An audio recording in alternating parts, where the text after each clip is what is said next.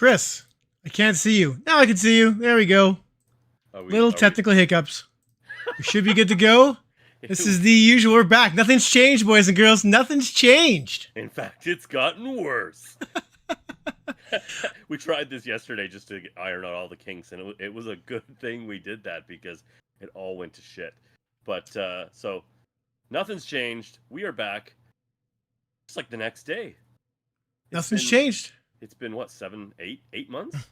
Yeah, Chris, how's it going? And by the way, for the record, everyone blame Chris for the hiatus. Everyone blame him. He is the problem. Yeah, point fingers and boo him. Yep, it's all me. I think we kind of explained this to you guys. I don't even remember now. It's been so long. Essentially, work got crazy for me. I was working nights and weekends, and making crazy money, so I couldn't turn it down. But it just absolutely killed my life. I mean, I haven't even talked to this guy. So, Space Denizen saying... I see it. I'm on it. I mean, Chris is low. I'll lower myself, and you guys turn the volume up. That's all I can do. Chris is maxed out right now. I promise, guys. We'll get... Hey, man. Sort it out. This is the least of our problems, considering what happened yesterday. This is nice. So, Ryan reminded me, if you remember the last episode that we did back in what that would have been like early June. Yep. Ryan's computer literally died in the middle of a podcast, and he had to switch to his laptop, which he uses sometimes. Oh, my Alexa thinks it wants to chirp in here, and he had to go to his laptop, which he streams from when he's out of town. So when we restarted everything last night, Ryan's just like, "Why don't I have any of the stuff? What's going on?" And yeah, so we're kind of restarting. So there will be some issues here. There's always issues. It's real. It's back. The most professional podcast out there. We've said that. We've established that. Said. Yeah, absolutely. So yeah, welcome back, everybody. Thank you so much for tuning back in. It's been a while, and we're gonna have to get back in our groove. I just have to learn how to talk to a camera again and look at Ryan and talk to a microphone. I was telling Ryan I was doing the trailer for our little comeback here, and that was the first time I'd actually sat down and edited anything, and it was crazy. Like, I was like, I forgot I actually like doing this, because I'll tell you, I have been completely out of the VR scene. I hadn't even sat at my computer for the better part of 6 months, really, and screw the other VR podcasts. That's right. We're back. They're filling our spot. We're back. There are no other VR podcasts. Anyways, yeah. Anyway, I'm trying to think of all the things I want to cover. Well, now that there's been so much. I'm just gonna take over here. Like, there's been so much. Like the last time we talked, we were literally talking about like the upcoming headsets, the Quest 3, the Vision Pro, and basically, and rumors of Valve stuff. We were basically saying like the horizon, and we are very much we are both very pessimistic when it comes to anything really, but without having the headsets in hand, without really knowing any information at that time, it was mostly guesses and conjecture based upon rumors and or leaked info. That being said, the Quest 3 obviously dropped, and we both got the Quest 3, and I'm enjoying the Quest 3. It's become my new de facto headset quite easily over, the Pico 4. You guys saw my review for that, hopefully. And the Quest 2 has now been given to my daughter, so I'm enjoying the Quest 3. It's good. It's nice. I can't wait to see the exclusives and see what the headset can actually do, not strapped to the Quest 2 architecture, but so far it's good. For those of you asking, like, do we have this? Have we played that? That's what this episode's going to be. Ryan and I kind of talked beforehand about what we wanted to cover. We're really going to cover kind of, I guess, just to catch up with each other, because we really haven't really had a lot of time with the two of us either. And with you guys, just kind of catch up in the last like 6, 7, 8 months, and just kind of like Apple's come out with a headset, Quest has come out with a headset, PlayStation's done PlayStation stuff, and we wanted to kind of, I guess, set a new benchmark of what we've played, what we haven't played, what we think about everything, because the VR scene's in a weird place right now, and it's not good, Chris. It's not good. I wouldn't say it's great, but it's but there's also a lot of positives too. So it's just for sure weird. It's weird. It's just weird. I guess going back to just quickly what I was saying was that, and I was talking about myself being out of town there. I am back now to working days and a normal schedule. For now, that's always a thing that kind of goes up and down. It was the night shifts. I had no life, no life.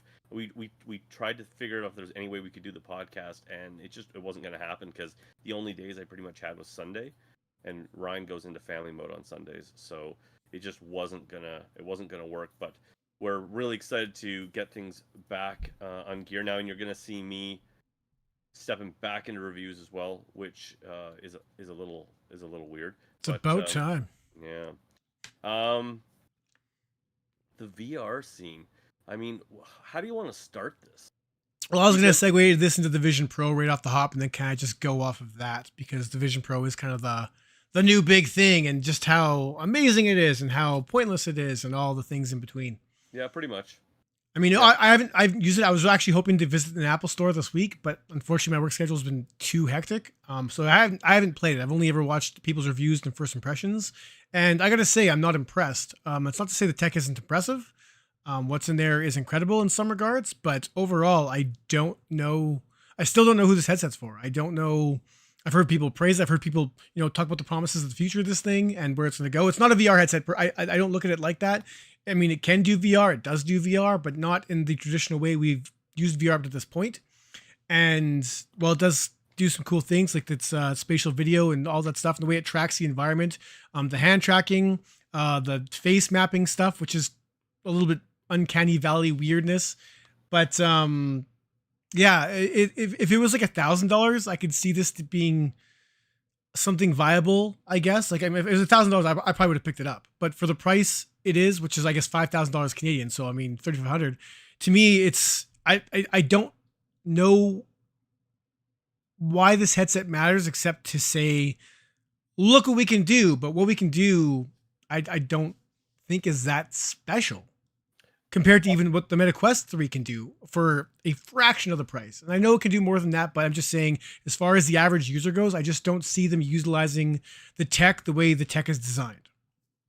I mean, let's be honest. I think, from my understanding, and like you, I first of all, I have a huge hate on for Apple. I have a fairly well documented hate that I think has been that we've talked about on this channel quite a few times. I can't stand Apple. I think that they once were a great company, but since the death of Steve Jobs, I have just no interest in what they do. They, it's usually fairly user friendly, quite polished, but it's also very expensive, and innovative is just not. It's just not a word that I would ever associate with Apple in the last like 10 years. What my hope was when we first heard about Apple getting into this scene was that Apple would bring the one thing that they seem to still be good at these days, and that is like fit and form and a user friendliness. Like, things need to just work. Apple will not accept cumbersomeness in their Which it product, apparently kind of is still, but right? But again, it's their first headset. So if you look at anyone's first headset, I would say they've hit the ground running comparatively, and that's fine. It's funny, the things that I thought that about the Apple headset back when we first talked about this, because I think we did talk about this before the channel went silent, or the podcast went silent, I guess, rather. And I still think all the same things. It is a headset. It is a mass marketed dev kit, and Apple has been fairly transparent about that. That instead of just going to developers, I mean, in some ways, this does fit Steve Jobs' vision. And one of the things that I always loved about him is that he had stated that people don't know what they want until they have it. He didn't like working with like test groups to see. He figured that we need to deliver what people want. And I think that this is kind of almost taking that to the next step in Apple's, like, kind of, we need to show people what they want. They don't know what they want. And I think that what's really cool about the way that they're doing this and rolling it out almost like a mass market dev kit is that a lot of people are going to get to actively have a say in what they like and don't like because they've actually had their hands on it. Hmm. And I think that'll be interesting to see how that plays out, because hopefully it inspires and it makes changes for where Apple can go, and not just a handful of developers with dev kits kind of deciding what should and shouldn't happen. So that's cool. But I don't care about this headset. It doesn't do anything that's particularly exciting for me. We've talked about this before. First and foremost, I think both of us are gamers, like really gamers, and got into this because because VR allowed us to game in a way and at a level that we couldn't game before. It Hmm. allowed us to escape into game worlds. And the Apple headset is just not that headset. It's not a gamer's headset, and it's focused heavily on mixed reality. I am not going to use spatial computing as a Spatial term. computing, you can't. Bullshit. Spatial computing, Chris. And like as far as office use, that's not an application for me that I care about. Media consumption, which is kind of what it's really forced at. I don't know what you're doing, but I'm just going to let you do. Yeah, don't ignore me. Just keep doing your thing. Talking about spatial computing. I'm listening. I'm listening. Brain's trying to process his own reality here. I don't know. I just it's not for me. It doesn't interest me at all. And from my understanding, and you can correct me in chat if I'm wrong, is I don't really think there's much that it does that the Quest 3 doesn't do. Now the Quest 3 may not have quite the same fidelity, although that seems to vary a little bit depending on the outer edges of the screen. I've heard with the Apple, I just doesn't really do much for me. Yeah, exactly right, Nihilist, and yeah, that's just my issue around the whole Apple thing, is that you're like, I don't know who it's for. I think it's for people who want to envision what the next headset will be, and for people who have the extra money to just play around with the tech. I've watched a few tech channels. I've watched a few channels that I follow for 3D printing that are interested in it from a 3D modeling standpoint, which is who it's aimed at in some ways. And even they have kind of been like, it's cool, but it's not there yet. Like, I mean, it feels like, so it's not really there yet. I mean, that would be the tagline: Apple Vision Pro. It's not there yet. Like, sure. I don't think it's supposed to be. Like I said, I really think we cannot focus heavily enough, any more heavily enough. People need to understand this was designed as a dev kit.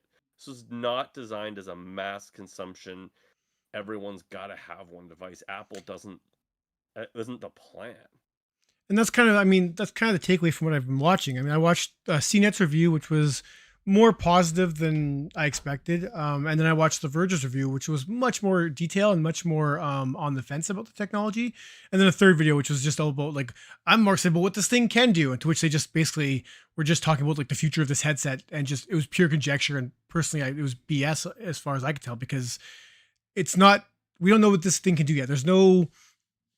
We don't know who's developing for this thing. We don't know what's going to happen in regards to like mixed reality, the gaming side of this thing, which is really what we care about here. But even besides that, it just seems like there's just a lot up in the air. And this will segue into another conversation. But as far as like the viability of the platform, I mean, if Apple's not paying for it, I don't see anybody developing for it. And it's and the same reasoning is just for the same thing we're hearing about PlayStation VR, and even just VR in general. As far as like, there's not enough headsets sold for us to, to make a game for it. This is like Rec Room. Rec Room, I guess, would be the example for PSVR 2. They basically said, yeah, there's not a big enough install base for it to make it worth our time. And that message has been carried on again and again and again. But I mean, applying that to the Vision Pro, like, unless Apple's footing the bill, who is going to develop for this unless it's really easy? And once again, without controllers, how do you develop your game? Like, Synthriders is on there. Synthriders just, sure, that's easy enough, but anything beyond simple hand tracking for a game just goes out the window. So, I mean, yeah, like I said, it's an overpriced piece of tech for sure. And like I said, it's the start of a future, but I mean, I honestly, I don't know, man. I mean, it does also seem very isolationist. It does seem like it's just like stay in the headset, be in the headset, be one with the headset. Like, eat dinner with your headset, sleep with your headset. Like it's a weird future they're trying to peddle. Like it's Well, 6 degrees of freedom doesn't seem to really be a focus with this headset. What I have heard again. Uh, I'm trying to get back into the VR world as a whole, and so paying attention to what Apple's doing is just one of the things I've been trying to wrap my head around as I've gotten back in there. And and I would say that from what I've been hearing is movement, like lots of movement around a room, is not what this headset is about. Like a lot of it is very much stay in place. The headset doesn't really like you moving. Like it's from what I've been reading, and I have to do more research on this, but it sounds like the headsets has a lot of things in place that really doesn't want you moving around much. It's almost like anti-movement. It's very much a sit in place and take mhm. in your surroundings.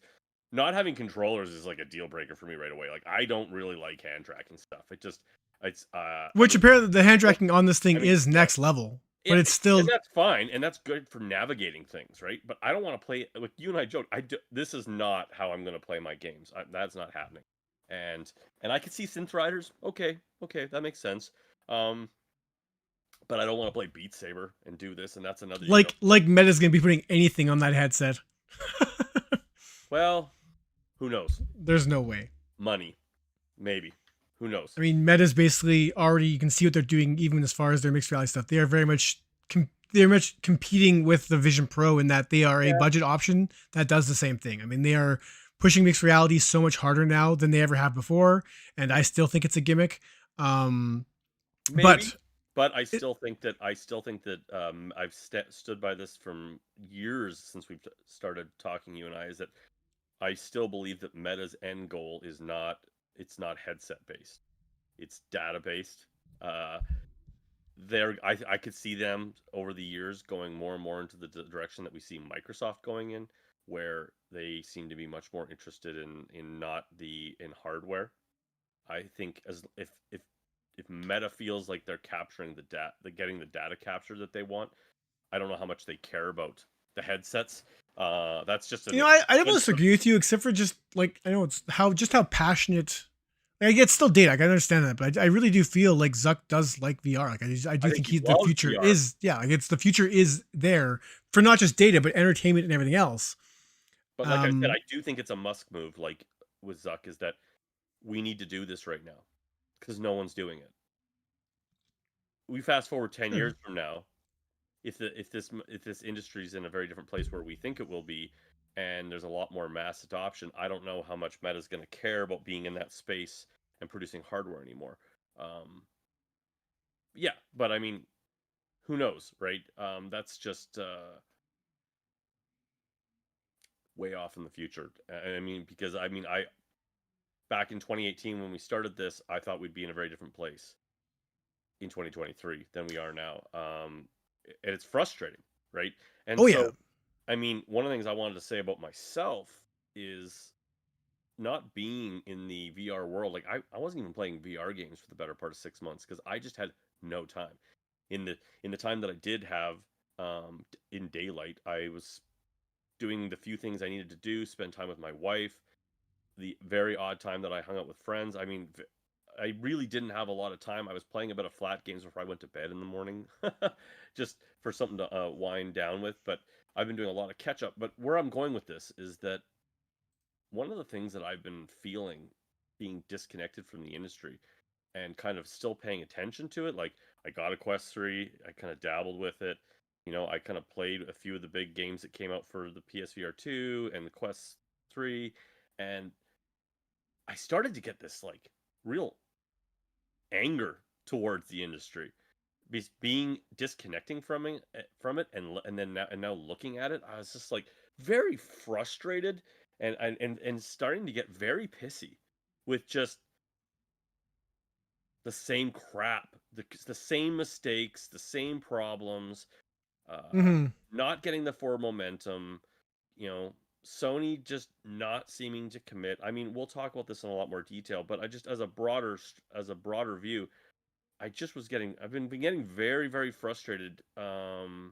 as an outside looker, I guess, kind of like, man, we're not getting we're not going where we need to go. Like it's very frustrating. And like I said, we're going to talk about all the things that have happened, especially in the last couple of months, that have not been good news for the VR scene. But the one good thing that has happened is, as much as the Apple headset is not for me and not for many people, and it's I think it's heavily overpriced. Apple knows that. People are talking about it. People are talking about it. Where I'm going with it, it's still Apple getting into the I hate to say this, but the XR scene, right? Like the fact that they are just Spatial computing. nope, not going to do it. It's the fact that people with headsets on is a conversation. It's and this was what we always said. This is good about Apple. What I don't want to see is it looked back on as Apple failed in the XR scene. That would be devastating to the No, I mean they've set themselves up to not fail just because of the price point and because they've already said they limited sales. Like they price themselves out of competition, so they have the excuse that it was never a failure because they never intended to sell that headset in the first place. They've basically bulletproofed themselves into not making this failure by just it was never supposed to be a success like by any other standard. This is like I said, this is a development kit. This is all this is. So they've kind of protected themselves that way. I mean, I don't know if that'll be enough. It depends what the future holds, which we won't know for years from now. But you're not wrong. I mean, everyone is talking about this headset, which is nice because they said that the scene right now otherwise is currently grim, depending on where you look. And I know the PSVR guys out there are like, no, we're getting Legendary Tales this week. PSVR is awesome, but I mean, this is a good week. But like 3 weeks from now, we'll see what you're saying. Like this is the ebb and flow of VR we've been dealing with for a while now. But so let's just go. Let's just take the jump then. Let's just talk about them separately. We'll talk about Sony and where they're at, and see how you and I are feeling about this, and then we'll jump in and we'll talk about where we think the Quest is at, and then we'll talk about PC VR as well, because we'll talk about the UE VR and the impact that that's having on the industry as well, at least how you and I see it. I know neither you and I are huge into modded VR games and the hassles that come with that, but we'll definitely hit on that. So Sony sucks. Sony sucks right now, and it's not just VR. It's them in general. It's the gaming industry in general. But Sony sucks, and I say this because, and we're going to cover this in way more detail in a few weeks when we cover the anniversary of the headset. But it's the lack of communication and the lack of first party games. And I know, like I said, we're getting Legendary Tales this week, which was a surprise, an indie surprise. But apparently this surprise, I haven't had a chance to play any version of that game yet, but it's getting, from what I've seen, praise across the board, which is awesome to hear, regardless. And then outside of the next game we have coming up that matters is, I guess, Metro.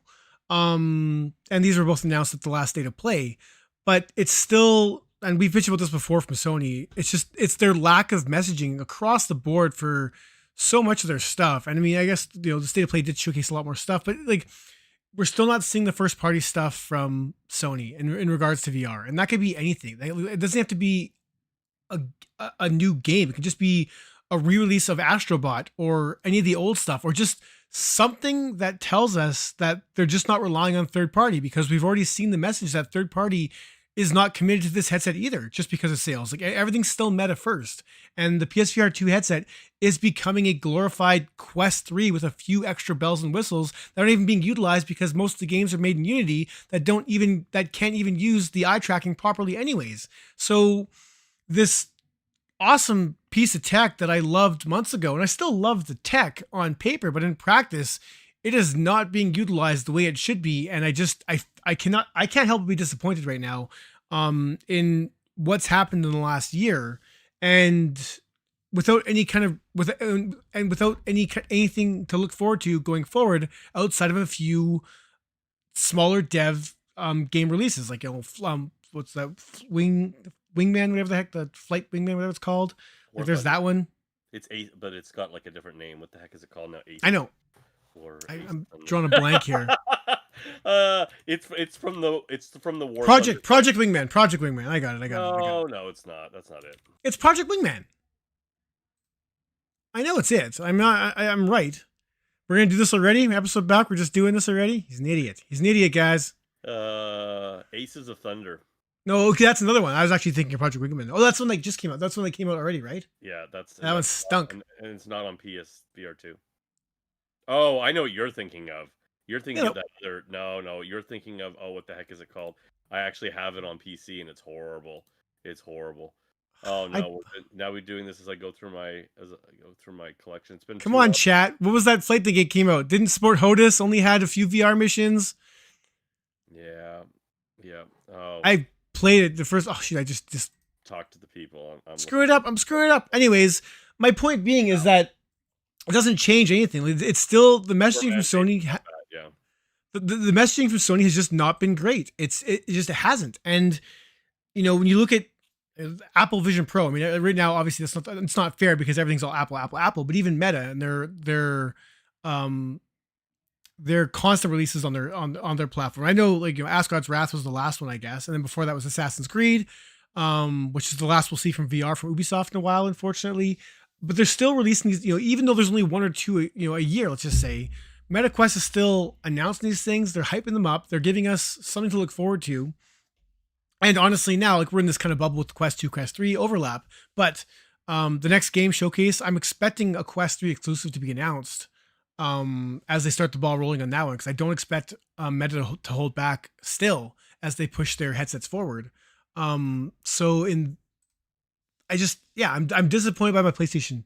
Not the hardware, but Sony and how they're just not treating the headset very well. I don't know how else to say it. Like, well, okay. So what do I think about this? I would say that, yeah, Project Wingman. Yeah, that's right. Chris is wrong again. It's just like old times. Just like old times. We were talking about different games, to be fair. Okay, so just like old times. Fuck you. Let me see. I've actually spent a lot of time thinking about this situation with the PSVR 2 because it's my baby. It's like PSVR in general. I would say that when we look for reviews, and we're offered all the different headsets, I still almost always say I would like the PSVR 2 version, and that is because the Quest ecosystem, let's just say, because I want to talk more specifically about the Quest 3. I'm just tired of playing ugly games. Is really what it comes down to, because it's even with the Quest 3 at this point, still visually it's still just not there. Like, you know, like Arizona Sunshine 2, for example, you know, Quest 3 update in 5 days. Yeah, but exactly. But what I'm saying is, like, it's not a great looking game, period, across the board. It's just, it looks very, very generic. And the only times I was like, oh, that looks pretty nice, is when some of the dynamic lighting was being shown. And that was only on, like, you know, the PSVR 2 version, the PC version. And so I'm just tired of flat, bland, boring, generic looking games on the Quest. So I don't usually choose to go with that platform. PC, I mean, obviously it's PC, yay, unlimited power. But I don't like the hassle of, oh, this doesn't work and that didn't launch and why is it dropping frames, and now I've got to just all the additional steps of recording video footage with that, right? And so I want the PSVR 2 version because I want to have the prettier version, and I just want to be able to press play and enjoy playing the game. I got enough hassles in life. I don't want one of them to have to be playing my fucking VR game on PC if I don't have to, right? And so the PSVR 2, I'm just wanted to put it out there, is usually my preferred headset still, if I have that choice. That being said, I feel like you have two spectrums when it comes to PSVR 2, the crowd. Because one thing I have done still over the last 6 or 7 months is been, like, still very much invested in the community and seeing people's comments on Facebook and Reddit and etc. And you got these two spectrums. You got these one people are like, this is the best, you know, this is the PSVR 2 is still awesome. Sony's still kicking ass. We have more games now than we ever had in the first year of PSVR 1. What, you guys are crazy. And then you've got on the other side, you got people like, this headset's dead to me. Like, it's garbage. It's done. Sony's done. They don't care. And I wouldn't say I necessarily agree with either extreme of that, But I will say, I don't have a good feeling about the PSVR 2. I just my instincts, and having been through this industry's its ups and downs now for since like 2017, I don't have a good feeling about this. Just being with Sony through the whole All PSVR, right, so here's intimately involved in the ups and downs with Sony, I don't have a good feeling about the PSVR 2. I don't think Sony gives a shit. And I hate to say that. I don't think they do. And I think that that is everywhere in front of us right now about how Sony's handling these things. I hope I'm wrong. I really do. But here's what I've said before when I look at the PSVR 2. People are like, "Oh, it's got tons of games. It's got, it's got this game and this game and this game. And yes, arguably the first year, even when it comes to AAA titles with RE8, RE4, Horizon, if you call that a AAA title, Gran Turismo, which I still think is worth buying the headset for as a sim racer. Absolutely, still love that game. It's god tier. But here's where I stand with this: is it's just like most of these titles have existed on Quest before, so it always gets the joke of being a Quest port. It's a Quest port runner, and games even like it's getting games like Legendary Tales and Vertigo 2. And it's like, okay, so it's getting some of the B titles from PC, but we're still not seeing Half-Life Alyx. We're still not seeing Contractors. We're not seeing Onward, and just like and a handful of other titles that are still, reasons you would play PC, Flight Simulator for something like that, I guess, like that, a lot of your racing sims, even the WRC, the next like basically dirt rally game coming from Codemasters, PC only. mhm. F123, F124 VR PC only. We're not those titles are not coming to the PlayStation. So it's like, what are you left with? And what I go back to with this is that when you have a Quest, and this is basically this is your competitor. And I'm not super pro Quest, or I'm not trying to like be a Quest fanboy here either, but facts are facts. When you buy a Quest 3, you have all the mixed reality stuff, which is super fun right now. And that could be anything from playing around with world, as you like to say, and 3D maps, to TrackCraft, where you can literally like build tracks in your room and like put the cars on the walls and the floors and scan your room and drive around your room, which is just tons of fun. There's just lots of fun mixed reality shit. You have zombies crawling through your windows, or build an aquarium in your living room and look up in the sky and there's water. I mean, this is stuff I've been putting friends and family into over the holidays, right? It's neat. I wouldn't say Mhm. any of it's like groundbreaking yet, but it's neat. You've got porn, you've got web browsing, you've got Xbox Game Pass that you can play, which actually works really well. Putting a big screen on in your room, it's awesome. You've got so many things in addition to all these VR games that you can do with your Quest. And so if you're Sony and you're a PSVR 2, all you have is games. They're not doing any of those other things. You can't watch 3D movies. They don't have a web browser, things they could easily throw in there. Yep. Sony has none of that. So all you are is a gaming machine. And if you're going to be a gaming machine, Sony, you need to be the best gaming machine. Yep. And, I and, totally agree with that. and that's where it's like people are like, well, they look how many games they've brought out this year already. It's like, yeah, but I do think they need more if they're gonna be like a gaming machine. If that's all they're going to be. Yeah. And you're also trying to win over a crowd of console gamers. Like Quest doesn't really have that. They're not, arguably not trying to win over people from another part of their ecosystem. Not really. It's like No, and like I said, the Sony's not doing enough, and you're not wrong. I was going to make the it's a same point actually. peripheral, right? It's a Yeah. peripheral, whereas the Quest is its own console.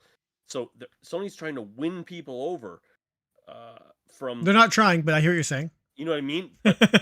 But I think that's what we all hope. Like we always, it's like, so I mean, I hate to say it, but like, yes, it's like I hate to be that people, but it's like, where are the hybrid games? Where's Dude, Astrobot? It's like, yeah, and I get it. It's like, are we expecting too much? based on the current sales, yeah, probably, because Sony's like, there's not, they just, in their defense, they can't look at any of these investments and see smart decisions. Yeah. Oh, for sure. I mean, like, I don't. Like I said, the VR or the gaming industry as a whole seems to be in a very much of a downswing right now. And it's going to be a rough year for VR and gaming in general, I imagine. Um, but you're not wrong. This is a gaming console, and when 90% of your releases are cross-platform ports of other games that don't get a dramatic increase in in visuals. I mean, like Bulletstorm looked better than the Quest version for sure, and Arizona Sunshine, which you guys are seeing right now, definitely look better than the Quest version. But they don't. It's not. That's not good enough. It's not like none of these games are pulling in new players just because they look a little bit better on the PSVR 2. And that's where you mentioned hybrid games, which I've given up on hybrid games. I mean, the fact that the only reason why that I don't even know why, like, nothing has come out that's hybrid. Like, it's pointless. Like what have we seen that's hybrid? Nothing, man. Like it was like this whole idea of hybrid gaming was floated around when they first announced PSVR, and we've seen nothing to show for hybrid gaming. I guess the Resident Evils, both with the Resident Evils and Gran Turismo, and those were all funded by Sony. But outside of that, like, what have we seen that's hybrid gaming? We haven't seen anything to sit there and talk about the promise of hybrid gaming that was promised to us over 2 years ago, and we have yet to see any results from that. Like, this is like we're just seeing we're seeing VR add-ons to games that have already been released. But where's the next big release that also supports, like, at launch? It's also VR. Like, it's also like the promise of hybrid gaming. It's not there. Like, it's the Sony doesn't mention, like, this term is not being dropped by Sony. The only people that talk about hybrid gaming are content creators. That's it. No one else talks about it because it's not a thing. It's made up. There's only a handful of games you can put into that category. A handful. And that's not what we expected. We expected so much more out of hybrid. These, obviously you can't just hit the VR button and make these things VR. I get that, but we're not seeing anything from any studios. And I joke. This is why I joke about. I see someone saying that Sony never actually promised hybrid gaming. I get that. No. That's why I joke. That's why I laugh, saying, like, I hate to say it, but where are the hybrid games? I mean, truthfully, most of the good games we have on the PSVR 2 are hybrid games. Like RE4, RE8, Gran Turismo 7. I mean... Stop. You're done, I think, aren't you? No, I'm not done. No Man's Sky.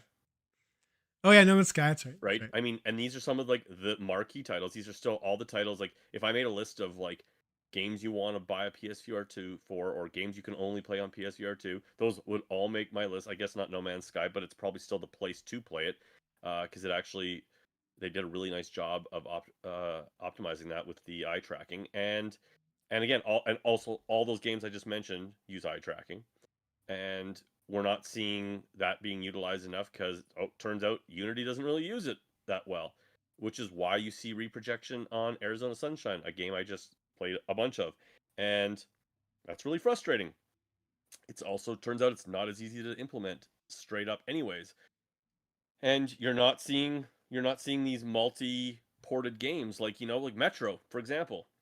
We found out, oh, guess what? Metro, at first we thought Metro was a PSVR 2 exclusive. It's like, yeah, there we go, Sony. Putting some money into the industry. We're getting a Metro title exclusive to PSVR 2. No, multi-platform. And that concerns me because that's Vertigo Games. That's Arizona Sunshine 2.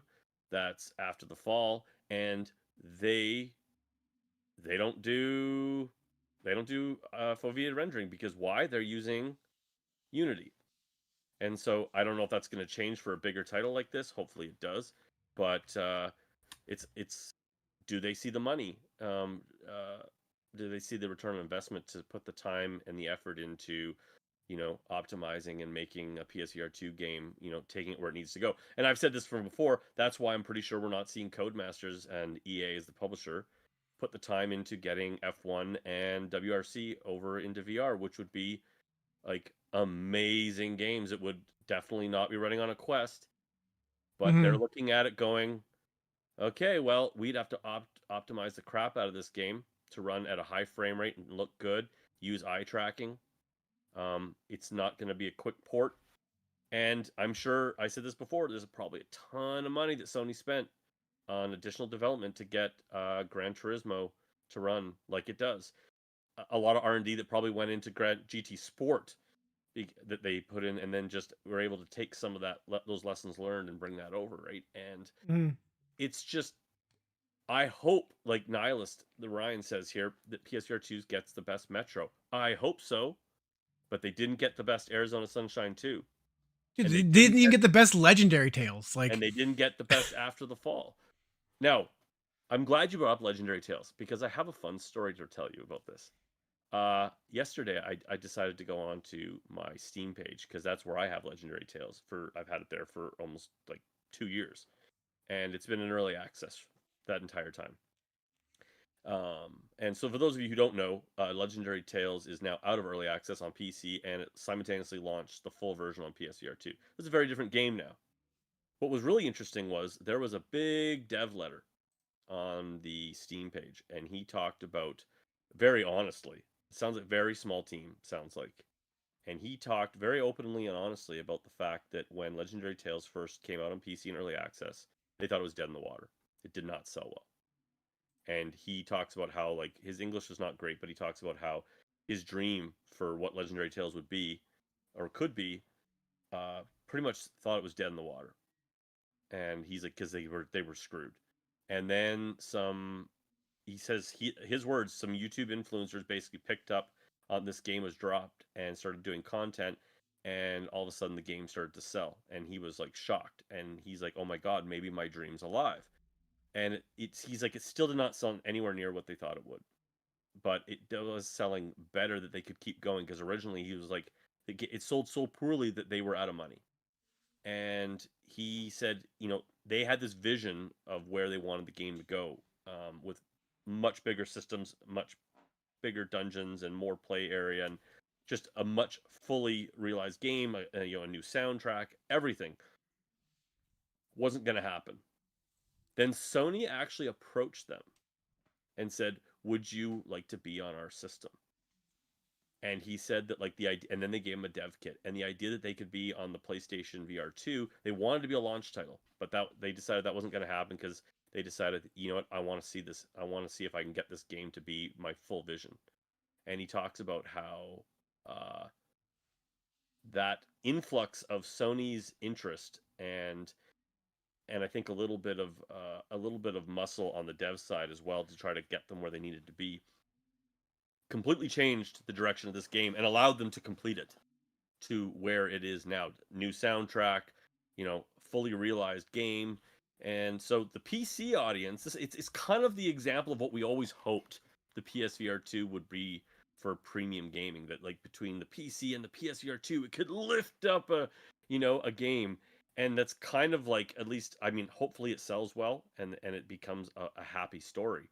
But as where this post ended, he basically said that this is the end of the road. Like, we're out of money now. Like, we spent all our money to get the PSVR 2 and the PC version parity, crossplay, and basically complete to a certain point of his vision.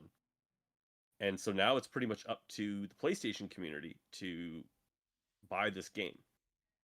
It's $72 Canadian. Damn. 59 American? Something like that. Yep. I think. And 54 maybe? yeah, right. So, like, VR Demon just said 85 for the Australians, right? I have not played the full version. I have played the early access version. It was a sweet little game. It was a sweet little dungeon crawler that was definitely above average. Definitely above average. And I don't know. You start getting into that AAA game pricing. I mean, you and I have talked. How many times you and I have talked about the fact that people I think, get unrealistic with pricing in the VR scene, especially considering how much money some of these developers have had to put into their games. But when you start getting into AAA pricing, like, you're priced with Half-Life Alyx. You're priced above Half-Life Alyx, I think, right now. Well, I mean, that's unfair at this point, but I know what you're saying. But I don't think Half-Life Alyx has ever dropped in price, to be honest with you. Oh yeah, it's been on sale multiple times at this point. On sale, it's yes, but I'm saying that but if you were to go buy it I don't think it's ever changed its price. Oh, and I don't. You guys know I don't think. Yeah, it's basically Half-Life Alyx pricing.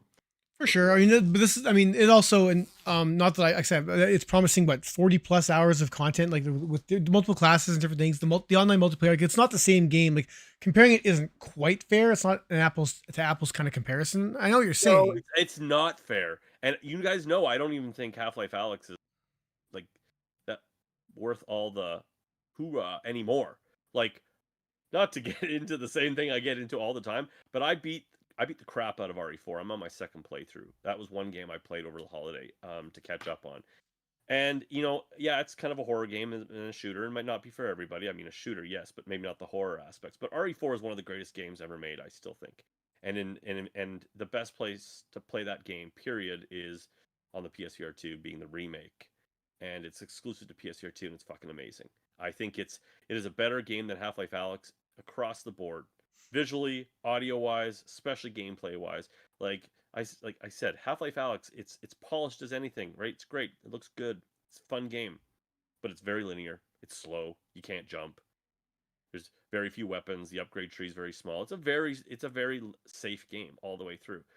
RE4 is just balls out VR for the most part, even though it is a hybrid title. But I digress. I'm just saying that, like, that's the price range that Legendary Tales has put themselves in. It's balls, and I mean, like, Shades of Grey Matter just said it's twice the content of Synapse for less than double the cost of Synapse. And yeah, I mean, I hope it justifies its cost. I hope that ballsy pricing is justified. But they do put themselves into a category now. I think it's about $30 overpriced, maybe $20 overpriced. But who knows? I can't comment on it then. I can't comment. I haven't played the full thing. I still think it's pricey. But anyways, back to the main topic at hand, though, with the PSVR 2 is I don't feel Sony's confidence. Like, you still can't buy controllers. Like, what the fuck, Ryan? Like, the system's been out now for a year and a half. You still can't buy controllers. Like, what does that tell you about the system? Like, or Sony's commitment to it when you still can't even just get controllers for the thing? Extra controllers. It's weird. Hopefully you guys can hear me okay. Looks like my video's kind of glitching out. But no, it doesn't make sense. It feels very like no one thought about this. And now that warranties are gonna be up here soon, because now we're approaching that 1 year mark with the headset, and I'm seeing numerous reports of controllers, shit in the bed, or a lot of left controller issues or charging issues, that kind of thing. And you have to send in not just your controller, you have to send in your whole headset to replace these controllers. That's what Sony's doing. So you're losing. It's not good. It's dumb. It's asinine. And to me, it doesn't. To me, it doesn't seem like Sony thought about this long term. And I don't know. Like, once again, it's more like this is an afterthought. Like, just get this thing out there, and we'll figure it out. Okay, sure, fine.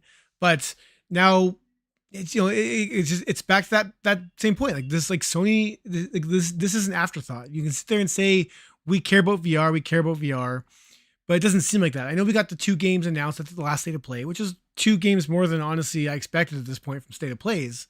But we said it before, like, why not do just a dedicated VR State of Play? Why not do anything? Just like said, like, just let us know the game is being, or the system is, or the headset is being supported. Like we heard from the Vertigo devs. No, not Vertigo. Hubris. The Hubris devs were saying that the Sony is working behind the scenes on the whole reprojection thing, which so now it becomes this software thing with the headset itself that could possibly be fixed by Sony, but we haven't heard anything about that. And the latest PS5 patch dropped yesterday.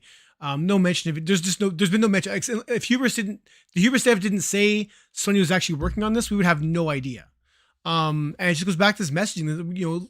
Meanwhile, every update that Meta gets, they're releasing all the notes to everybody. These things updating all the time. It's this constant, like, Meta is just promoting the hell of the headset, promoting the changes, promoting what they're doing, and we're not seeing anything. It's radio silence Well, from we can tell. Sony across the whole, like, no, every aspect of the headset.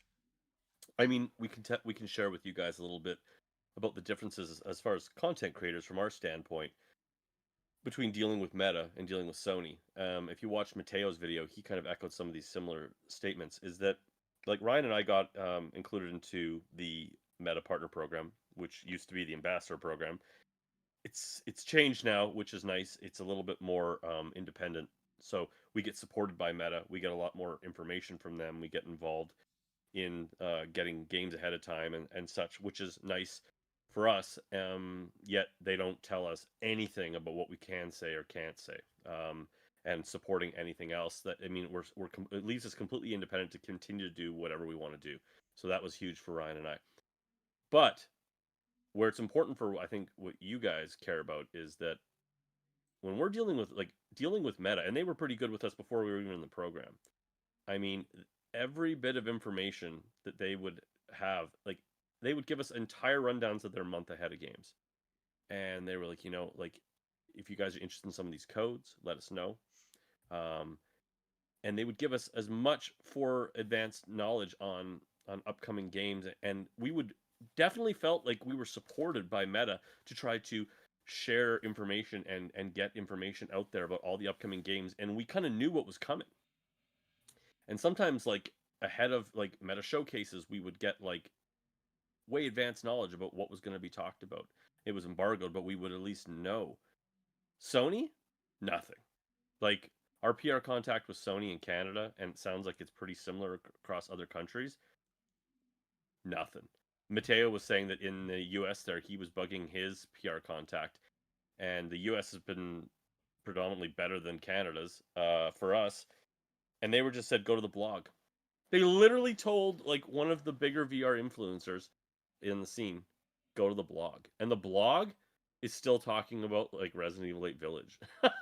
Like it's still listing some of those games. Like it's like what are you doing? Um I mean, it's the same old, same old. Nothing's changed from like 7 or 8 months ago when we were talking about this. Sony needs to be, if they've got plans, they need to at least hype us up a bit. Lie to us, like I Yeah. said, lie. Yep. Just lie to us. Give us a roadmap, something, anything, just something to look forward to. But that's where Sony's at right now, and and it's just unfortunate. Like Legendary Tales is awesome, and a surprise drop of a game that is good, awesome, hell yeah. Metro being multi-platform, I don't know.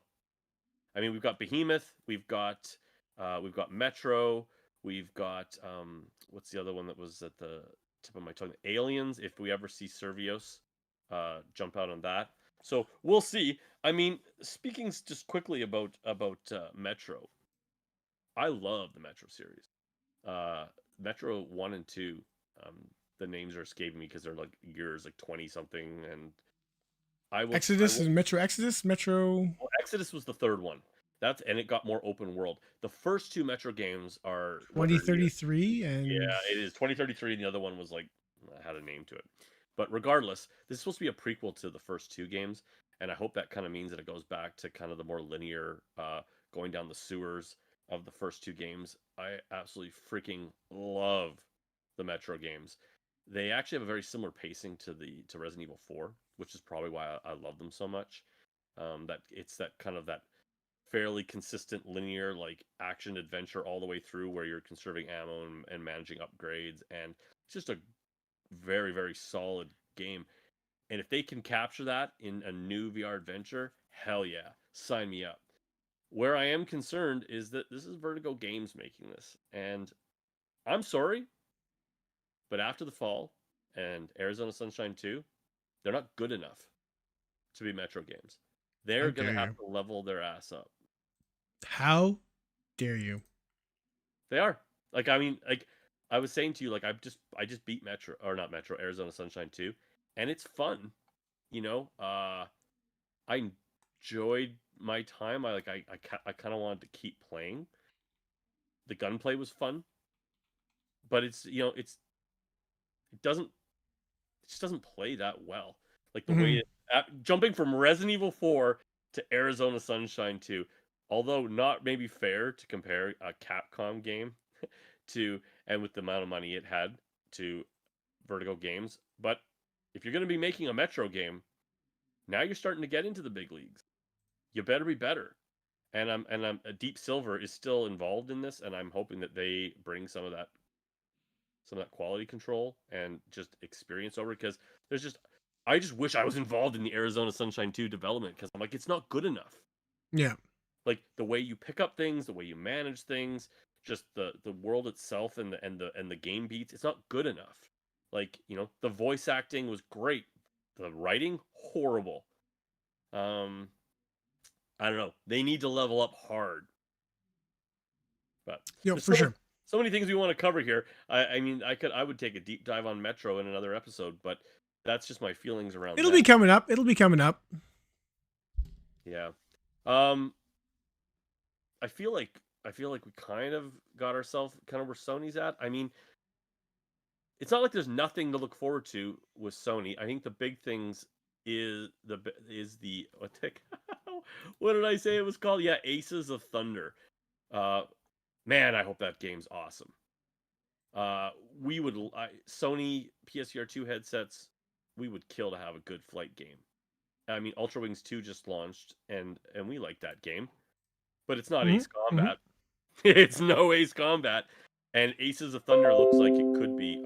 We just lost Ryan. No, I'm still here. Oh, he's having issues. Trying to fix these issues. Well, it looks like it might have fixed. You guys, maybe you wanted the best. You didn't get the best. I don't know what to tell you. The biggest problem that Sony has right now, and of course we don't have final numbers, is I don't think the headset's selling very well. And like you talked about it, like we've heard some things in the industry. We've, you know, for example, the biggest one would be Rec Room. Straight up said, we're not bringing Rec Room to the PSVR 2. We can't justify the expense anytime soon. Anyways, they said it wasn't like it was. And hard. I kind of saw that. I was like, fuck you. You're a free to play game. Fine, charge $5. I agree. Yeah, like unless they figure that the whole. Keep in mind, it's coming to the Vision Pro. I mean, that's to me that was like, what's happening? Like how is it going to the Vision Pro and not the PS5? I mean, so like, did Apple pay for Rec Room to be on there? Then how can they justify that? Apple, and that's probably it. Apple. It's Apple. Silly. Apple's got the pull, and I mean, you would think Sony would have pull games, baby, and I mean, one thing exactly. Like, why is it? Or you not even pull? Like, why isn't Sony giving them the money to port this over? I mean, one thing that I agree. One of the things that you could argue is that demographics on the two headsets, I think, are fairly different. I don't know about Apple's. I'm going to guess Apple. Oh, for sure. But like Quest is kids. I mean, and even like all my buddies that have kids, their kids are playing Quests. They're playing free to play games. They're playing Gorilla Tag. They're playing Rec Room. They're playing Pop One. You know, they're playing Among Us. Like that's where they're spending all. They're playing all these young kid social games. A lot of them free to play, and it's, you know, and they're not on the PSVR 2. That's great for us. I don't want to play with a bunch of kids, but I guess if you're Rec Room, you know, I guess that's not a priority. I guess I don't know. But Apple, I can't see kids playing Apple either. I can't see parents buying their kids an Apple Vision. So that makes I can't see anyone with the actual Vision Pro playing Rec Room. Like, I can't either. But I wonder if it's just we're on Apple. Like, maybe I wonder if that's just Apple getting into VR is such a big thing. They just want it's worth it for them just to be mentioned with Apple, that they're an Apple game, or they're looking at it long term. They just want to be on the device moving forward. I don't know. It's a weird play, especially considering there's no controllers for the freaking thing. Anyway, I don't understand how that's gonna work. But it goes back to the whole argument with Sony, just the fact like it seems like they're so focused on like, well, their message is like this is a gaming console, but they're ignoring parts of VR, XR, MR, whatever you call it. They're ignoring these elements that would sell headsets. Like people would love, like people loved Rec Room on PSVR 1. Like it was a very popular game. I don't care if it was kids or not. It was a popular title. Like in not having any social feature, I saw like social games on PSVR 2. It just seems like a huge overstep. I'm not even a social guy. Like, I don't really care for Rec Room. It's not my jam. Any of the social games that are out there, any MMO like Zenith, those aren't my jam. But there's still someone's jam. Like there's a reason to get the headset, especially if Rec Room's free. Even like then you get your PSVR 2 and you get this free game with tons of little games inside it. Like there, it would help. I don't know if it helps sell, but it would help retention. It would help a variety of things. And having it not there, just like I said, if this is just a gaming console, then why aren't we seeing the games for the console from Sony specifically? Is what I'm talking about. I digress. But this is what I'm talking about, right? It goes back to my original point. Yeah. If all you do is gaming in VR, looks like you just shit yourself there. Back hurts. Oh, getting old. If all you are is a gaming headset, it looks like you're drinking from a 2.6 of vodka. No, it's just a smart water bottle. They're just the bottle is fancy. I don't know. Oh yeah, in the last 7 months, Ryan's become a full-blown elky. It's just vodka. It's just fucking girl. Yeah, anyways, I mean, I don't want to go back too much to what I was saying, Yeah. but I will reiterate, if you are a gaming headset and that's all you're going to be, because your black and white pass-through cameras, you're not going to do mixed reality, even though it sounds like Sony wants to dabble. You're not offering 3D movies. You're not doing a web browser. You know, you're not bringing in neat apps like Google. Dude, the power of the PS5. Like we're not even seeing that by like I said. Well, when we do, we do. When, yeah, sure, okay, yeah. You know what I mean? Like, I mean, I did just beat Resident Evil 4, and it's a religious experience. I mean, I know you dabbled a little bit. It's okay. I really hate the breaks into third person there a bit much. The cutscenes suck as well. And it does, yeah. And especially coming off the Quest version, which implemented that stuff a lot better. But it's a graphical powerhouse. I get it. I'm not shitting on Resident Evil 4. I skipped every cutscene. I know you do, but you've played the game 10,000 times. Yeah, you memorized the dialogue at this point. It was a little lazy the way they did that, especially when you see how they did it in RE8. Although that was a little janky too sometimes. But anyways, that's another conversation. We're running at an hour now. I want to jump into where the Quest is at, because it's like, yeah, an entire headset dropped. Well, you and I have been absent, and we did both get them on launch. Ryan did his best to try to cover games when they came out, but I mean, we're gonna be the negative podcast because this is what we do though, and but we're like, but it is a negative time though. This is like, this is like now, and maybe a year from now this is different, but like I can't help but see this year, like this whole next year is gonna be rough for VR, rough for gaming, rough for everybody. Like it's not going to be a great year. Like we're gonna see headset sales, unless something magical happens. I guarantee it's gonna be. I mean, the media has been perfectly fine to crap all over VR.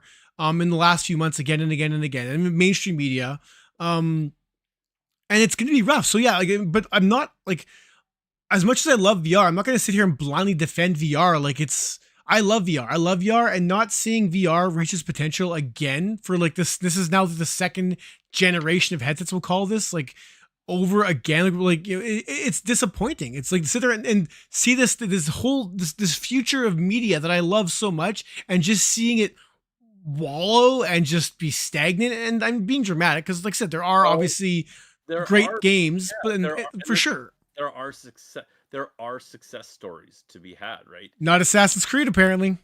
Well, and this is exactly right. If you guys haven't seen the news today, Ubisoft basically came out and said Assassin's Creed didn't sell as good as we thought it would.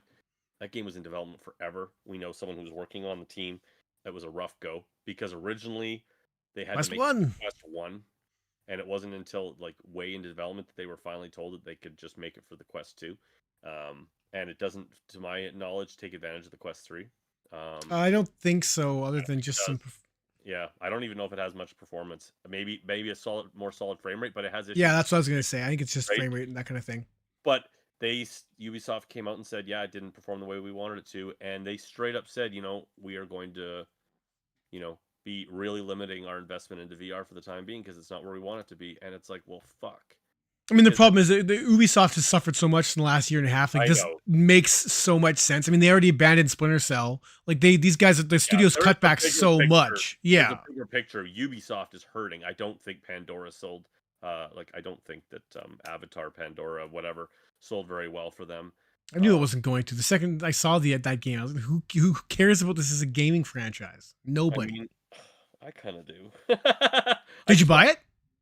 Not yet. Then shut up. But You I didn't wanna- care enough to buy it, so you're part of the You problem. know why I didn't buy it? You know why I didn't buy it? And this is a Ubisoft problem. Is I looked at it and was like, oh god, it's another open source. Okay, but fine then. Then now you're just making the argument against it. You were just defending 2 seconds ago. Like there's a reason why no one bought that game. Like it's Well, like I it's know. I'm not meh. defending it. I'm not defending it. I'm just saying they're having issues, and I think that's one of the. I'm pretty sure that underperformed, and I think it actually underperformed because of Far Cry fatigue. It's like it's like running on the same engine with some of the same team, and it's like I actually heard it's depending on who you talk to, it's a refreshing change from Far Cry, but it's very Far Cry-y.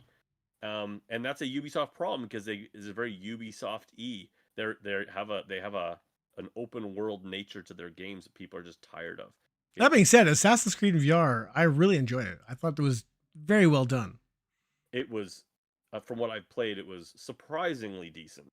Yeah, I guess I should say. I mean, it's not the same level as the flat games, but it was it was a better experience than I expected. In all honesty, I was expecting a much more of a smaller, streamlined kind of Assassin's Creed like taste as opposed to the fully fleshed out campaign that it was. Now they're not saying what their sales. Let's put things in perspective. They're not saying what their sales expectations were. They just said it didn't meet them. And they said it's still selling, and it's still selling which of course it's a premium game. It's just obviously they had expected a lot more, but it doesn't change the fact that it was the excuse they needed to duck out of VR for a little bit. So yeah, here we are. I know that's the thing. That's why it's frustrating is because Ubisoft has we always talk about the cart and the horse. Like we need the big developers to take the risks, spend the money on VR games, right? And they did. Let's defend Ubisoft. Like they put their money where their mouth is when when PSVR first dropped with a bunch of games where no other AAA studio was putting these games out. They were trying, and they were smaller games for sure. Werewolves Within and Transference. Oh, back in the day, they were. What's the space game that we loved that just bombed so hard? Space Junkies. Oh, Space Junkies. They got in with Wolfenstein. Was that no? That was no. That was Bethesda. No, but Ubisoft went in with Robinson's The Journey. Nope. That was Crytek. Yeah, but wasn't Ubisoft the one funding that? Am I just mixing things up? Okay, so Werewolves Within, Eagle Flight. Eagle Flight, yes, yeah. And Star Trek. Star Trek. They have spent more money in the VR scene than any AAA developer, I believe. Publisher rather, I guess. And so that's why it's really sad news. Because it reminds me of what the heck was it? It was a CPC Games, the ones that did Eve Valkyrie, who basically said, yeah, we're pulling out of the scene for now. It's not where we want it to be. And it's just very frustrating that 5 years later, we've got another big publisher saying the same things. Nihilist Ryan the Game Feline says they have Wander, Behemoth, Arcanage, Undead Citadel, Madison, and that's just what we know. And only Madison is exclusive, right? That's the problem. This is the conversation we're having. Yeah, sure, there's lots of third-party games coming, but from first-party from Sony, we're not hearing that. And that all those games you mentioned are cross-platform, except for Madison. I'm not even 100% sure about that one. But the rest of them are all those are all outside of Undead Citadel. Behemoth is Quest. Arcanage isn't, I guess. No, is Arcanage Quest? No, it wouldn't be. I think it's multi-platform. It could be awesome. It could be awesome. I'm pretty psyched about that. Wander is a remaster, kind of a reimagining, and I actually don't think it looks very good, so that doesn't really excite me. Undead Citadel, I played it on PC. It's not going to light any fires if it comes right now as is. It's not bad. It didn't do much for me either. It's only okay. I think that's why they've gone pretty quiet. I don't think it's sold as well as they thought it would. Hopefully it does come to PSVR 2. Hopefully they're not just out of money. And, we've talked about this. Don't get me wrong. Shadow drops and the surprises in the VR industry is one of the things that we love about the VR world because you just don't know what's going to happen. It's crazy. it actually frustrates me sometimes too that you shadow drop a game like Legendary Tales. It's like, no, pump it up, man. Like they're hoping that, I mean, they're trying to ride the free promotion of the game, of of the showcase, and I get that. They even said that in his little blog post, that was a big deal for them. Quickly, Nihilist. Obviously you can't afford PC, but like I said, with all the amazing games coming to Quest, are the upgrades from Quest to PC enough? This is the argument that we're making, or to PS rather. Because they're cross-platform, is there enough of a bump to matter? And this is the argument that we're coming back to. I don't want to like tread that water, but I'm not saying, sure, there's tons of games coming to Sony. There's still over 100 games announced that we haven't seen yet. Like, I'm not saying there's games coming. It's the messaging from Sony that we're focusing on. That was the whole point of that argument. And I agree with that. That's number one. What it comes down to is it's like it's the vision forward, and I'll still say though, I don't think like Wander, Behemoth, Arcanage, Undead Citadel, Madison, like you're talking about, if that's what we got for 2024, that's like, no, Arcanage is the most exciting title in that game. Amazing. And that's from what, Vitruvius VR. That's the guys. And those guys know VR, and Arcanage as a VR studio. Those guys. What did they do before? I'm trying to remember now. Shadow Legend. That's what it was. Which wasn't a great game, but it used VR so well, even though it was a smaller title. It was ambitious as hell. Yeah, like, it was like Arcanage delivers on what they say, as what they're showing and what they're saying. Damn. And don't forget, we still got Lo-Fi that has been talked. We could talk an entire episode, and we will. We'll probably do an episode. Couple weeks, I imagine. An entire episode of like PSVR 2 hype. Like, what is coming? Like, where are we at? What can we dig up? But we're talking about, I think it's just a bigger conversation about the VR industry and where PSVR 2 is sitting in that. Yeah. And like Jason P says there, it wouldn't be as big of an issue with multi-platform if the PSVR 2 is being taken advantage of. And unfortunately, there seems to be more oh my gosh, why am I this is a problem. I'm trying to get back in the industry. What the heck is it called? Hell Sleepers. There seems to be more Hell Sweepers than there are Walking Dead Retributions, as far as these multi-platform versions, where the best version, where the PSVR 2 has gotten a lot of love. And it's just, we'll see. It's the problem is, and I don't want to go back to the PSVR 2 too much, is that Sony still has to justify the cost of the headset and the console in some cases. Like, this is right, and games like Ancient Dungeon aren't going to do that. Ultra Wings 2 aren't going to do that. No. When Bulletstorm comes out and it's a disaster, that's not going to do it. Vertigo 2, awesome PC game. Is it going to sell consoles, headsets? No, probably not. It's just unfortunate, that that is the current state of things. Now, back to the Quest 3. Heck yeah. Shut up, Nihilist. You're done. we're running. I mean, we're just running out of time. I knew we would. Right? Because I figured we'll wrap this up in the next 15 minutes. But I guess, Ryan, Quest 3. What do you think about the Quest 3? It's good. It's an improvement of the Quest 2 in pretty much every way that I can think of. I don't like how small the controllers are. It bothers me, especially coming from the Pico 4, which I was like, these things fit in my hand perfect, because I have massive hands, but I do have like bigger hands, and the Quest controllers I feel are quite small. But outside of that, I love it. Oh, the battery. The battery is actually it's. I bought the Quest 3. I was like, yeah, because my Quest 2 was like 2 hours max. If I was recording, it was like an hour and a half. And I was like, Quest 3, I get my new battery back. Heck yeah. Well, I just got my Bobo headset with the new battery yesterday, because the battery in the Quest 3 stinks. And, whatever, if it's getting more power of it, whatever. I want to see this thing being used as I want to see a Quest 3 exclusive title. Townsman VR doesn't count. That uses this tech. I want to see what the first Quest 3 exclusive has to give me. But outside of that, like, obviously it's my, it's my PC headset of choice. I think it's now number 2 on Steam for it's a good headset. I mean, the IPD. What's number 1? Is it Quest 2?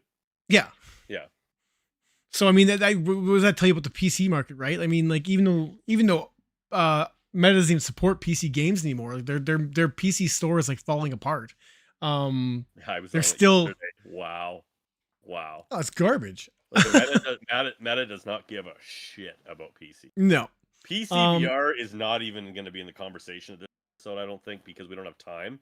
And honestly, there ain't just not much to talk about. Look, it's the Unreal mod. Outside of the Unreal mod, there's nothing happening on the PC side that isn't the same thing happening on PlayStation. Like, it's third party or third party like it's PC. It's just smaller indie devs releasing their games, and typically they look better on PC because it's PC powered, and that's about it. I mean, it's the Unreal mod thing is cool and awesome. It's not perfect, but it's it's what VR needs. But on the PC No, space, you know what? it's limited. I think we're just gonna have to put a pin in that and just push Yep. that to another episode, maybe the next episode, if you guys want to hear more about that, because that's just its own beast. Quest 3 is awesome. Quest 3 is Yeah, I mean, I wish I had been in the game. I wanted to do a dive review on the Quest 3. First of all, about the launch of the Quest 3. Only Meta seems to be able to get away with a bullshit launch like the Quest 3. Like, they launched with nothing for games. Like, as like you said, there's still, like, besides like Townsend saying it's a Quest 3 only game, and it's just a lazy port in my opinion for them to have to say that. they didn't say it. No one said that. It was so that game released so silently. I mean, well, you know what? Look, the game runs choppy on the PSVR 2 when you fill the map. I love that game. I actually beat that game. I like games like that. I like those God Sim type games. But it started to chunk up. You could see a little bit. It definitely started to run chunkier when you filled up the map with stuff. And so I mean, they're probably just like, yeah, we need the Quest 3, regardless. There's no Quest 3 games. No just Quest 3 games. There's no showcase titles. Yes, it launched pretty much with Asgard's Wrath 2. I mean, but that's the same as the Quest 2 launch, right? But I mean, that's what I'm saying though. It launched with Asgard's 2. It had Assassin's Creed. It had a couple big games going into the fall, but they weren't Quest 3 games. There's still yet a game that's like, here's the power of the Quest 3. Like, even Assassin's Creed doesn't have Quest 3 upgrades. Even Asgard's Wrath 2, it's gotten a few Quest 3 enhancements, like slightly, I think. Not enough to matter, man. I played before and after the patch, and the differences are tiny, if anything. Locked frame rate and a slightly better LOD, right, draw distance. And I honestly, that even that's suspect, man, because there's still crazy amounts of popping in that game. So Yeah, I mean, course, draw right. distance may be on the environment, but on the actual NPCs and stuff, it's and I didn't play crazy. it before, right? I didn't even get into it until like January. So like, oh, shame on me for the VR guy, right? But again, it's just like, fine, great. You had a couple of big marquee titles, good for you. Like, I mean, they had more going into the fall or into the Christmas than Sony, arguably, because they pretty much. I mean, there was a lot of mixed reality stuff, which obviously Yep. mean you can't really speak too large in a They little didn't bit. even have a ton of mixed reality. They didn't have any killer apps, and I mean, and that is another problem that Quest 3 has right now, is it doesn't have any killer mixed reality apps. Like, no killer No, I mean, the apps. Quest 2 outsold the Quest 3 at Christmas time, I think was the kind of stat going around, because the Quest 2, the price drop was so dramatic, and because there's no reason to, outside of the, this every game available in the Quest 3 is Quest 2, right? So there's no, if you don't have the budget for a Quest 3, which it was pricey. I mean, we spent what, $800 Canadian for that, so that was like $600 American something. So it's still like it's a fair chunk of change. So you can get the Quest 2 for half of that price, and it still plays all the games you can get in the Quest 3, except the pass-through stinks, obviously. But that's really the biggest upgrade now from the Quest 2 to Quest 3 is the color pass-through and the pancake lenses with the higher res screen. Like that's Okay, the biggest. so my initial impressions of the Quest 3 when I got it was, first thing I thought when I pulled it out of the box, I was like, this feels like a much better quality headset. Like, the Quest 2 felt cheap, and I think the PSVR 2 feels pretty cheap too, actually, to be honest with you. It just feels a little plasticky. There's a weight and there's a solidness to the Quest 3 that I thought just it felt like a higher end piece of tech, and everything about it, the experience of just like the setup and just the way it felt, and the way everything felt in your hands, yeah, it just felt like a higher end quality product. I thought the Quest 2 was rushed. I mean, they definitely tried to cheap out and get that out to people's hands as cheap and as quick as possible to take How it advantage. maps your room, I thought was actually really impressive. I'm kind of remembering all these things now Right? about Yeah, that's what the I'm Quest saying. 3. Like, I thought the Quest 3, like, everything, it definitely felt like the next level of the Quest headset. It just felt polished. It Mhm. didn't feel as rushed of a headset just the way the UI worked and everything. The strap sucks. It still sucks balls. Oh, it's awful. The battery still sucks on this thing, especially if you play something like Asgard Wrath 2 that really pushes the headset. But it doesn't great on the Quest 2 either. I still cannot understand why Meta cannot put a good strap on this thing. Why? Because Why? they're selling the Pro straps separately. They're literally just gouging their But the market. Pro strap sucks too. It's Well, I know, and that's why no one buys them. only a slightly better headset or better strap, right? Like what the fuck? Well, even considering like the amount of problems they had with the Pro strap for the Quest 2, like no one's buying it for the Quest 3. Like whoever's doing that's just asking for trouble. Like go with Bobo, go with any other third-party company, guaranteed to have a better head strap than whatever Meta's selling. No offense to Meta, but like you guys, Meta is still continuing to fund an entire third-party industry of comfort mods and controller grips because they just can't seem to get their own shit together. Like first thing I did when I bought a Quest 3, I bought grips for it, which actually does help with the size a little bit. They beefs them up a little bit. I got the full thing that it plunges into by the heck was it called though? I can't remember the name of the company now. And I bought a Bobo VR. Sorry with the dog. yeah, I just bought mine as well with the extra battery. The extra battery. I think that is absolutely must own. Now I got 2 batteries, so I can play for like ever. Oh, Woo! the hot swap is awesome. Yeah. The strap is super comfortable. It's probably the most comfortable headset that I own, even over the PSVR 2. I don't should jump really see if we can get affiliate links with Bobo, as we're both just shilling for these guys right now. Well, they have. Bobo has given us shit, and This is true. But we both bought this one, didn't we? I bought mine. Yeah, What are we doing? We're not dude. even I leveraging our own- don't. You need like side note. Like you know how many offers for like a headset, like battery straps, I get for the Quest. Like in the like, hey, review our headset, review our head strap, review our head strap. Like I don't want to review. They're all the same more or less. Oh, double the battery life and some. They're the same. I'm pretty sure they are different Chinese companies coming off the same assembly line. Probably, and Bobo's reliable, so I'll just go with what I know. You buy a new strap. Don't do it. Don't do it. I'm not going to try not to do it. Canceled. But yeah, it does still feel like it's like kind of like just churning out the plastic comfort mods out of China, right? But yeah, okay, I won't do that. There you go. I had to keep you in check.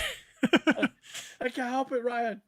And for those watching, I'm showing footage of Demeter right now, which is a mixed reality game I played. Didn't get a chance to review, but it was an all right use of mixed reality, but not mixed reality. I mean, I'll come back to that point. I mean, I think with the 2 of us back in the fold, we can actually cover these games now. Like we're totally behind catching up. The Quest 3, the mixed reality stuff, I'm impressed by it. I still think it's kind of pointless as far as gaming goes. Like Demeter, I just played, like so what you're seeing now, where basically it's a platform game that kind of places it scans your environment and actually places these islands in your room. So depending on how you like how you scan your room, in my room, it'll actually place these islands in different places, which is kind of cool. I played in my room, which is a bit small, and you could tell in my gameplay I was actually kind of like I need a bigger space. But that's my fault. I did tell you right at the beginning. It's like, this thing needs this big of a space to play. And I was like, close enough. And it was cool. The game itself wasn't anything too special, and the mixed reality stuff was fine, but all it did was just interspace platforms over top of my rooms. It didn't do a lot, but that one demo, that one that came with the Quest 3 there, yep, where you're shooting the aliens, where it basically turns your whole room into a bunch of walls, and then the things start breaking out of the walls in VR. That was cool. And as you shoot them, well, you can also there's like an X-ray vision. What the heck was it called now? Like First Landing or something like that. Something like that. Anyways, you can actually X-ray your walls and you can see the outer world. Like you feel your house is basically sitting on an alien planet. And as you shoot at aliens that are either they break in through your walls or you shoot the walls. Everyone I've had play my Quest 3 I put in, kids love it. It's for sure. And it's super easy. They have like gloves and guns in their hands. Like Demeo was another one where like you start the game and like it did a really good job of like having gloves on your hand and following your hands. I wouldn't say it made the game any better, but it was cool to be able to put the Demeo tabletop on a tabletop. My problem with the mixed reality is I do feel like you can't help but feel that there was a cost compromise. They're like, we want to do mixed reality. I feel like it might have been in a reaction to Apple, and they were kind of like, we have to do this too, but we have a price point they had to hit. Because, and why I say that is that the pass-through quality on the cameras is still not great. I mean, Nihilus just says there the Quest 3 looks like the 70. You know, we know where camera technology is at. The display in the Yeah, but Quest compared to 3, Quest 2 or even PSVR 2, of like it's course, still compared to. But if you're gonna do mixed reality, it's just, I'm just saying, like, I immediately was like, oh, this is not great quality. Now, thankfully, much of the mixed reality game, one that really blew my mind was Espire 2. Their little mixed reality missions that take place in freaking amazing. Like, the windows, like, in your room, like, roll up with metal sheets, and guys are crawling into your living room, and you're hiding in closets that are in the corners of your room. And it's just like, I was like literally crawling into like a space to hide inside my own living room, and like looking through the grates of the locker, and like looking through the grates and seeing a guy walk around my coffee table. Like, that was like, there were moments like that. I was like, I am in the next. This is the future of gaming, man. Like, or at least in mixed reality gaming, because I still think that the future gaming is VR. But I digress. There's some mind-blowing moments. You seeing what is it, like Golf Plus, what they're going to be doing. They're launching a mixed reality mini golf course where you can put the mini golf course around your house and living room, set up your own home. That's amazing, right? But the camera quality was not there for me. Thankfully, though, like I was saying, is when you're playing these games and all the assets are in your own room becomes kind of background, and so it being kind of out of focus almost is what it looks like, kind of works, but it's just not there yet. And I can't help but feel that it was like, okay, these are baby steps into mixed reality, but it's not that they couldn't do better cameras. It's a cost thing. for sure. And I'm just saying that's unfortunate. I haven't tried an Apple. I've heard they're better, but they're still not perfect either. yeah, I mean, and they also don't have any games that utilize it. Like, they have just a handful of tech demo things once again that utilize, like, that barely utilize the tech. Unlike Meta, which they're still coming out, they still are promoting their mixed reality stuff. Especially go back even to Quest 2. There's a bunch of older mixed reality stuff which will just look better with the color pass through on the Quest 3 as well. And it's not like we're at a point now where, like, I think mixed reality for this thing, like it's a good demo, like you just said, demoing to your friends. Like, it was like, oh, this is so fun and cool. It's really good to show mixed reality off for like a 5-minute little demo, little shooter, because it's cool tech. It's just when you think about its application in regards to gaming, it becomes much more limited. But as a first impressions thing, like I said, I was actually impressed when when things were bouncing behind my actual real world environment. Like when those little guys would bounce behind my table in my living room, I was like, oh damn! Like, they're actually doing some serious math here. Like, they're doing some spatial computing. Oh my god! And that, don't even. But you know what? That was something that got added in a patch. It didn't launch with that. It was the what did they? There was they used like something occlusion, and it was that ability to say, they showed, like, you say you put a guitar, like a virtual guitar asset in the corner, and when it first launched, say you walked around your room and there was like a chair that was blocking that guitar, the guitar would be right in front of the chair, even though it was behind the chair. Now they've updated it, and now it has better depth. And what it allows it to do is the guitar is behind the chair, and so you literally, like, look around, and there's objects with proper depth to them, and things can be behind those things. It takes that into account, which is huge for the immersion, right? And that's cool shit. And it's funny, you're right. Every single person I put into the Quest 3 playing mixed reality shit, they all thought it was super cool. For sure, it's that would move headsets. And no one ever said, "Oh, it's a little blurry." But that being said, again, it was like once it starts populated with assets, still pretty cool. Like zombies, like crawling through. I played the Cabin in the Woods, or there cabin VR or whatever. I think it was called the Cabin. It's called the Cabin. It's Yeah, yeah, it's the Cabin. It's Cabin. it's the house. But there's a mixed reality version of that, right? Drop Dead, the Cabin. That's There what you it is. go. Thank you. Yeah, exactly. And that's pretty cool. I mean, it's a very dumbed down, simple like the game, but it's cool. Having zombies like crawl through your walls and break through your windows, and it's nifty shit. It's gonna be really cool to see where that goes. But again, it comes back to it's kind of a weak launch still, though. Like it didn't really have a lot of killer mixed reality apps, and most of the coolest mixed reality experiences I've had are on App Lab. Oh, I bet. Yeah. It kind of feels like they still feels not Apple, Meta feels very reactive to their Quest launches. I felt like the Quest 2 was pushed out pretty quick. It kind of came out of nowhere, almost ghost dropped in the pandemic, and I feel like they tried to cash in on that, and that I feel like was backed up by the fact that there was no games for it, and a lot of the features in the UI and just in the headset in general were patched in after. And the Quest 3 did a lot of similar stuff. A lot of its mixed reality stuff like wasn't working. Oh, I expect patching it in, and there was no games. I expect the Quest 3 to follow. The Quest 2 is constantly getting updated. Like these guys are constantly improving they're tweaking their tech and improving their tech. There is engineers over at Meta who are constantly working to make this thing, as good as it can be. And the Quest 2 is a perfect example of that. And I assume it's going to carry forward with Quest 3. I imagine the Quest 3, even with mixed reality and how they track everything else, I think even a year from now, I imagine it'll be, I'm not going to say it should be dramatically improved, but it will be improved. And when it's, like I said, the Quest 3, they always seem to launch it half baked though. It's like, here it comes. Here's the price. Here's all the things that we promised to patch in the next few months. And here's some games that we promised to launch. And they have no launch titles. None. That's Quest 2 and Quest 3. But it's so they'll piss. But the second the first as soon as they release a Quest 3 exclusive title, I don't count Township Tale because there was no hype behind that. But the second they announced, we'll just say San Andreas is the Quest 3 exclusive. I don't think it's going to happen.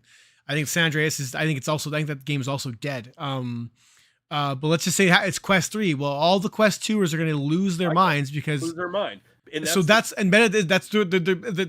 putting this off for a year, but come next fall, we'll start seeing Quest 3 exclusive. And then we'll already hear about the Quest 4 coming.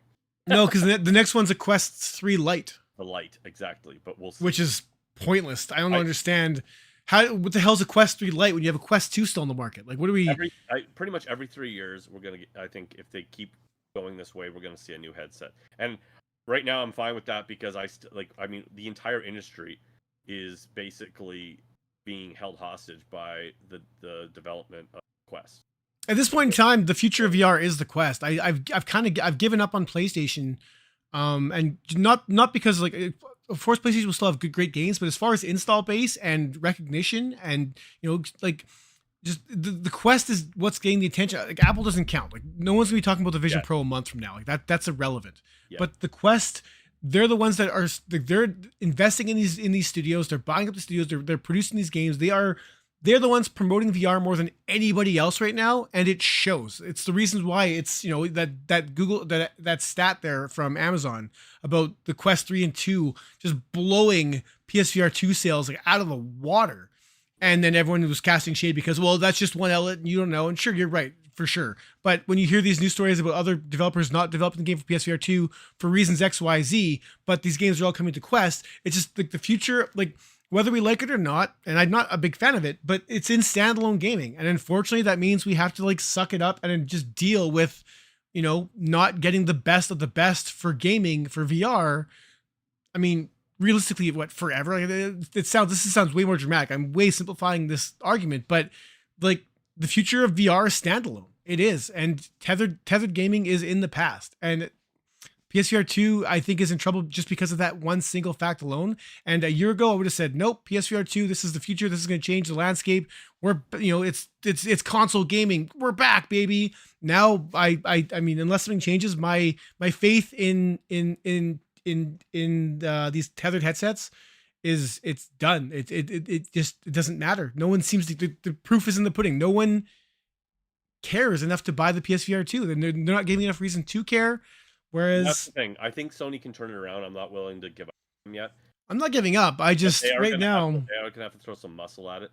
One thing, somebody made a comment, I believe, way back in the beginning. They said that they feel that Sony thinks might feel that like the PSVR 2 is already outdated, and there's probably some truth to that. When I was playing with my Quest 3, the one thing I did feel is like it feels like a better head than PSVR 2. Like it makes the PSVR 2 feel bulky. PSVR 2 is big. It's got a lot of bulk up front here that I don't feel like why are you this bulky up front here? You don't need to be, especially when you're not even doing. Well, you're not even the lenses are a factor because the pancake lenses, but it is, but it still feels bulky.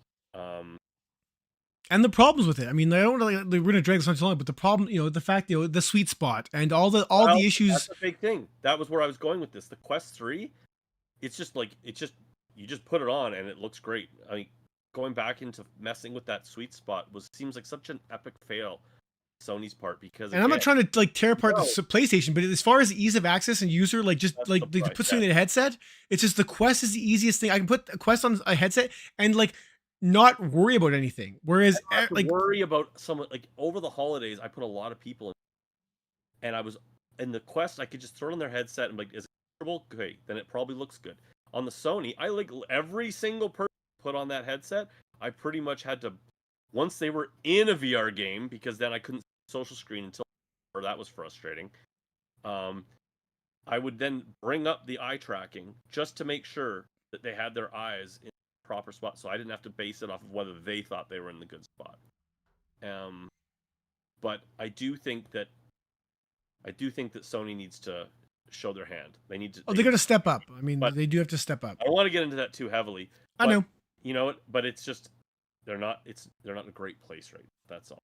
And it's just funny though, think what you were talking about there. Isn't it funny that you could say that the PSVR 2 is a for Sony, and for Meta, the Quest is an entire console. They're selling an entire piece there. Yet Meta doesn't treat it like they treat it like a phone.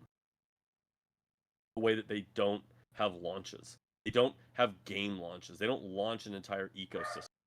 Whereas Sony treats it like when a headset drops, they treat it like a console. Mm-hmm. Even though it's a peripheral. And it's tough, and I'm sorry for my dog. I have 3D printer filament showing up at the door. And it's just it always puts Sony in a weird spot because they're trying to balance the support of what all they see is a versus like Meta, like Meta does a showcase, it's all VR. It's all Meta. That's all they have to care about. They have to balance the Quest 2 and the Quest 3 users, but it's all VR. Whereas when Sony does a state of play, they're trying to keep the money flowing, and that's flat. And that's unfortunate. All right, we got to wrap this up here because I think Discord we got to figure something out. It keeps chopping up your audio a little bit. Well, nothing crazy, but I think it's a Discord thing. We'll figure that out. Guys, we're back. Thank you so much. So expect us here every Thursday. This was obviously a very broad strokes episode in regard to topics. But you know how we roll here. Yeah, I mean, thanks. I just think thanks for waiting on us. Thanks for tuning in, and hopefully we can keep you guys entertained, and hopefully we can keep this going consistently for a little while. Sorry about that. Chris? You know what? I just want to spread a special thanks out to all of you guys, the patrons who stood by the channel. Ah, yes. I mean, that's awesome. And thank you, Nihilist, for the Nihilist throw. That's amazing. Yeah, this channel's been very dormant. I mean, obviously not dormant. Ryan's been busting his ass to keep games going. I have not been busting my ass. It's been very sad over here. Just trying to keep the channel alive. And we just really appreciate all of you guys, just your support, and all of you who showed up on us coming back pretty much out of nowhere for another Thursday night to come shoot the shit with us while we ramble along and try to cram in 7 months of VR changes into 90 minutes, which is impossible. But and Ryan and I are also catching up too. We haven't really seen each other. It's just been really neat to get back into the fold here. So things are gonna start ramping up a little bit more here now. But again, I can't thank you guys enough. The ones of you who showed up today to shoot the shit with us, and of course our patrons. That's amazing that you guys hung around when we're just not giving you what we should be. I just very humbled by that. Guys, it's good to be back. We will, like Ryan said, be pushing this out hopefully every single Thursday with few exceptions, and I will be getting back into the review train. We also have some plans to be doing some best of lists. And I gotta apologize too for all of you guys. We didn't do a Shugmas. We didn't do a Shugmas this year, and that is my fault, 100%.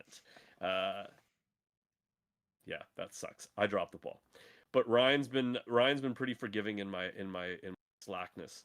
But we are back. We are back, baby. All right, say goodbye, Chris. Goodbye, Chris. Never gets old. It's Bye, so guys.